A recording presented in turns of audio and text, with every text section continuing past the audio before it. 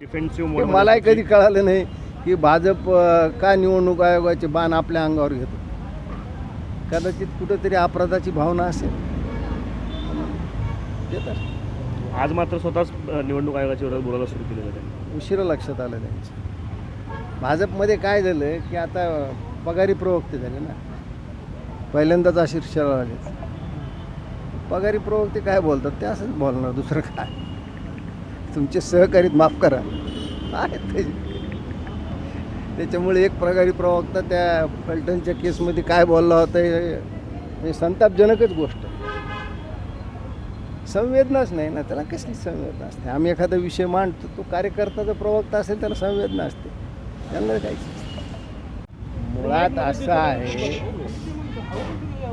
की दुबार मतं ही काढली पाहिजे. जसं दरवेळेस मतदार यादीत नवीन मतदार नोंदवले जातात, तसे काही मृत झालेले असतात, त्यांना बाजूला काढलं पाहिजे. मतदार यादी पारदर्शक झाली पाहिजे. हे कोण अमान्य करेल? कोणीच करणार नाही. पण ती पारदर्शक करण्यासाठी निवडणूक आयोगाला जी यंत्रणा पुरवायची असते तीच नाही आहे ना. 95 कोटी मतदार आहेत तुमचे. असं थोडा बहुत गोळा ना. हा, या दुबार लोकांनी जर 2 वेळा मतदान केलं हे आढळून आलं तर हे मात्र थोडा गंभीर बाब. पण त्याच्यावर कोणी बोलत नाही. काय झालं की महाविकास आघाडीला एक चेहरा मिळाला, तर महाविकास आघाडीत एक नेता काय बोलतो हे जनतेला कळत नाही, दुसरा नेता काय बोलतो त्याचं त्यालाच कळत नाही. आता राज ठाकरेच्या रूपाने त्यांना एक नवीन फायर ब्रँड नेता मिळाला आहे, तर त्याचा ते उपयोग करून घेत आहेत.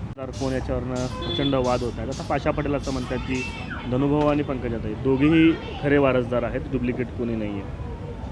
मी तुम्हा सगळ्या पत्रकार बंधूचे आभार यासाठी मानतो. तुम्ही आता कुठल्याही पक्षाचा अधिकृत प्रवक्ता नाही आहे, पण तुम्ही माझ्यासाठी इथं थांबलात, पहिल्यांदा तुमचे आभार. काय म्हणले? कोण? पाशा पटेल. अरे कोण तो उपट सुंब आहे, त्याचा काय संबंध? पाशा पटेल इतका मतलबी संधी साधू नेताच तुम्हाला महाराष्ट्रात सापडणार. गोपीनाथरावचं आज पहिल्यांदा सांगतो, गोपीनाथरावचं निधन झालं, त्यांचं पार्थिव परळीत यायचं होतं, अंतिम संस्कार काय करावे त्यावेळेस धनंजयनं करावे म्हणणारा हा पाशा पटेल. मी आज सांगतो तुम्हाला, त्याने माझ्यासमोर येऊन बोला. त्याला लक्षात आले की आता गोपीनाथराव राहिले नाहीत. धनुभाऊ पाशा पटेलला माहीत नाही काय धनंजय मुंडेने गोपीनाथरावविषयी काय उद्गार काढलेत, आपल्या बहिणीविषयी काय उद्गार काढले, तो कसा काय वारस होऊ शकतो? आणि पाशा पटेल कोण ठरवणार आहे? पाशा पटेललाच त्याचे पोरं त्याचं वारस ठरू देतात का ते बघ म्हणा, आम्हाला नको सांगू तू. गोपीनाथराव मुंडेचा वारसा फक्त आणि फक्त पंकजा, दुसरं कुणीच नाही. आणि दुसऱ्या कोणाला ठरवण्याचा अधिकारच नाही. ठरवण्याचा अधिकार असेल तर फक्त गोपीनाथरावावर प्रेम करणारा त्यांचा समाज आणि ओबीसी वर्ग हेच ठरवू शकतात. त्यांनी ठरवलं आहे.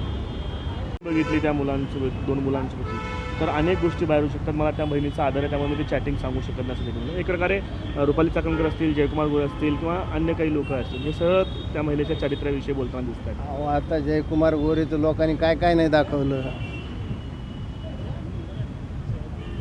ज्या महिलेला ह्यांनी 1 कोटी रुपये देताना ट्रॅप केलं, ईडीनं विचारलं की 1 कोटी रुपये कुठून आले ते, ती बिचारी महिला ट्रॅप झाली. यांच्या दृष्टीनं स्त्री जर एक फक्त उपभोगाची वस्तू असेल तर त्यांच्या तोंडून हे उद्गार येणारच ना. अडचण कशी झाली हे कुणीही मूळ भाजपचे नाही आहे. त्याच्यामुळे बाहेरून आले, त्यांच्यावरती त्यांचे रोग घेऊनच आले. असं कसं एक केबिनेट मंत्री बोलू शकतो? समजा असतील, काय म्हणणं आहे तुमचं? त्या मुलीचे काही चॅटिंग असतील म्हणून तिला आत्महत्या करायला लावायची का खून अजून ठरलं नाही? हा वेश्येला सुद्धा सन्मान असतो. ती कोणत्या तरी मजबुरीतून धंदा करत असते, म्हणून तुम्ही असं मानणार का की वेश्याला काही सन्मान नाही? हे कुठली भाषा आहे? आजकालचा राजकारणी 4 पुस्तकं वाचत नाही, वर्तमानपत्रसुद्धा वाचत असतील नाही. त्याच्यामुळे त्यांच्याकडून हीच अपेक्षा, दुसरं काहीच येऊ शकत नाही. किती दिवस झाले नुसतं अजित पवार पीडितांच्या कुटुंबाला फोनवर बोलले, काय चाकणकर बाईला घरी पाठवलं नाही? असं कोणत्या रूपात अडकले अजित पवार? घरी पाठवायला पाहिजे. प्रत्येक जण त्या म्हणजे ती जी बिचारी गेली जीवानीशी तिच्यावर सगळेजण राजकारण करू लागले. दुसरं काय करायले? तिला न्याय देण्याच्या दिवशी कुणीच बोलत नाही. तिकडे महादेव मुंडेच्या घरी जे आहेत ते सुप्रिया सुळेंनी आज भेट दिलेली. अख्ख्या बीड जिल्ह्यात नाही, अख्ख्या महाराष्ट्रात गुंड पोसणारा पक्ष कोण होता?